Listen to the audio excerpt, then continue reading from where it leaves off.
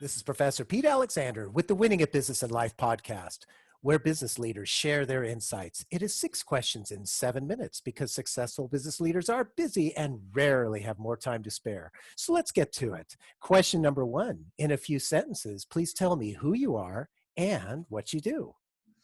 I'm Chris Collins. I'm Vice President and Managing Partner for a technology staffing and services company called People to Go, based in Toronto, but we provide our services across Canada and the US. Simply put, our mission is to provide and enable startup companies, small to medium companies, and large enterprise organizations achieve operational excellence, user experience, customer satisfaction, and organizational growth by leveraging skilled technology resources and services. My role at People to Go is to drive sales and organizational growth for the company. However, I prefer to say that my focus is on enabling our employees, helping them grow as much as possible, making a more measurable contribution to the growth of our company. And that's something I take to heart in everything I do. Chris, it's great to have you on the show, and I just love the passion in your voice. Question number 2, what's the best thing about working in your industry? There's a lot of things about the tech industry that I love. The tech world is constantly changing and evolving, and it's difficult to keep up with the pace of it at the best of times. But what really makes the technology industry great is the people. They're passionate, they're dynamic, they're absolutely committed to providing value-added and cost-effective solutions to their customers' problems and helping them achieve successful business outcomes. And on top of it, it's the camaraderie in the technology industry. This is something that floored me in the early days. I've always thought of business as being very competitive, and it certainly is in the technology industry. But the more people you get to know, you realize how small the community really is. And while you may be enemies business-wise, these are your colleagues, these are your peers, these are your friends in some cases. And the amount of goodwill and respect is incredible, right? But it's make the industry great. That's great. I love to hear that. Question number 3, I have a book with all the answers for business. What chapter would you think most companies should read? Well, first off, I'd love to have a book that has all the answers. You know what, for me, you have to read the book from start to finish. Books tell a story. They take you on a journey. And for me, I don't want to miss any part of that journey. I like that too. That way you get the complete story. Yeah, I think people's natural intuition would be to jump to that final chapter. I think my industry, people work very hard, they're stretched very thin, and they want to just get to the point as quickly as possible. But I still like the feeling of a book in my hand. Maybe I'm old school. No, I'm the same way, so I guess I'm old school as well. So question number 4, other than the generic work harder, have a great attitude, and care for customers, what advice or insight would you give to other business leaders? Advice I give to other business leaders. Well, as Richard Branson says, take great care of your people first and foremost. I've heard many leaders before say, we got to take great care of our customers. When you take care of your people, they will take care of your customers. Invest in your people, help them grow, help them develop, and you will reap the rewards of that business-wise for sure. Be selfless. Leaders have to be selfless, and they know that your people have to see that you're willing to make sacrifices in order to make things happen and put their needs before your own needs. And that's absolutely imperative for me in a leadership role. Working hard, that's almost a cliche statement for me. It's a given. I'm more focused on working smart, right? And training for me is massive. I put a lot of emphasis on this with everyone in our organization, and we live by a process of continuous improvement and professional development. That is a key component to our workplace culture and something we're never willing to compromise on. A good leader, of course, Pete, should lead by example.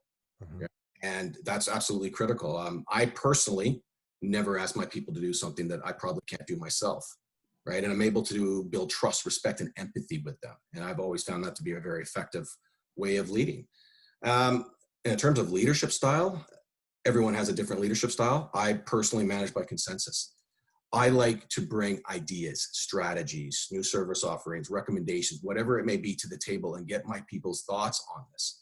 And it's not just my people's thoughts in the sales team, but other people's thoughts in the organization, because they're all stakeholders in some capacity in the growth of your organization. Give them a voice, right? And I've always found it easier to execute when people buy in. It's like the old school thing in sales where you did 5 million in sales last year and your sales manager says, okay, now you got to do 7 million this year, and you have no idea how that's going to happen. right? So I think managing by consensus is absolutely critical. On top of it, you have to be, as a leader and an executive, you got to be humble. You got to remember where your journey started, how you got there, and who helped you along the way. And everybody gets help along the way, and you can't forget that. You can't sit in an ivory tower and think that, hey, I did this all on my own, because that's not the case at all, one way or the other. Learn from your mistakes. This is another part of being humble. I personally have made every mistake a person can in their journey into a leadership and executive role, but I learned from those mistakes, and those mistakes help define my personal and professional character, right? And I will call myself out on a mistake every single time in front of my people, if need be, because I want to send a message that we all make mistakes, learn from them, become better.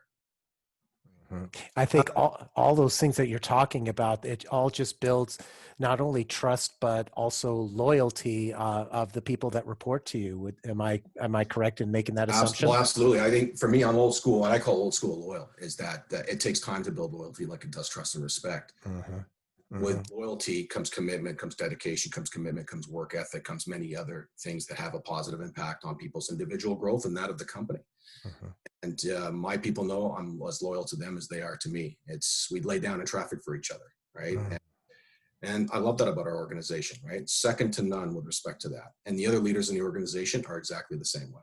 Oh, I love that. That's so, it's so insightful. And I love hearing that about an organization run like that.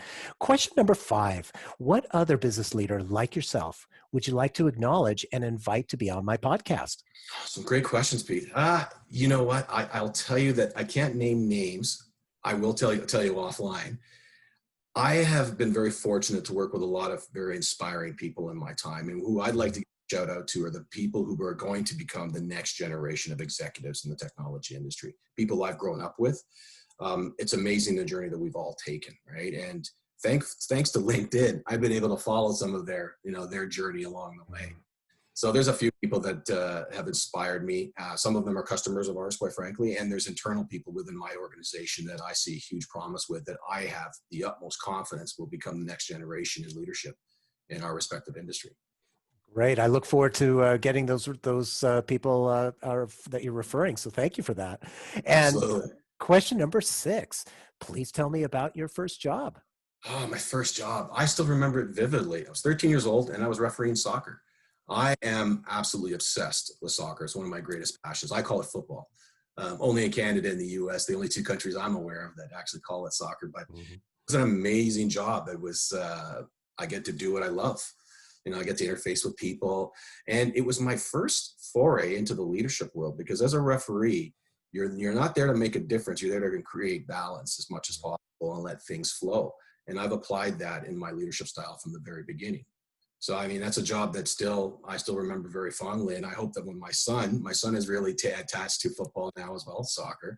And I hope to a certain extent he follows in his father's footsteps in that regard. Oh, that's a great story. And I'm curious if you were doing the refereeing at 13, so was it more challenging to deal with the parents or with the players? Neither back then, to be fair. I mean, I'm going to date myself. This is in the early 80s. So back then, the parents were very respectful. Everybody was cheering on the kids. And it was just an amazing experience. And you wanted them to enjoy themselves, right? And kind of sportsmanship and goodwill was honestly second to none. And it was fantastic. As I got older and started refereeing kids at older age groups, that did change for sure. It became a bit volatile. But look, at the end of the day, you've got to inspire, whether it's your children, your friends, or your coworkers, right? And, you lead by example. So I tried to do that to the best of my abilities throughout my life. And it's made me who I am today. Wonderful. Great story. Chris, thank you so much for being on the show. How can people find you? Email. I'm of course, on LinkedIn, Chris Collins, working for People to Go. My email address is Chris, CHRIS .Collins, COLLINS @peopletogo.com. That's PEOPLETOGO.com. Perfect. This is Professor Pete Alexander with the Winning at Business and Life podcast. For more insights and ideas, please go to LinkedIn, YouTube, Facebook, or iTunes and search for the Winning at Business and Life podcast. Thanks for listening.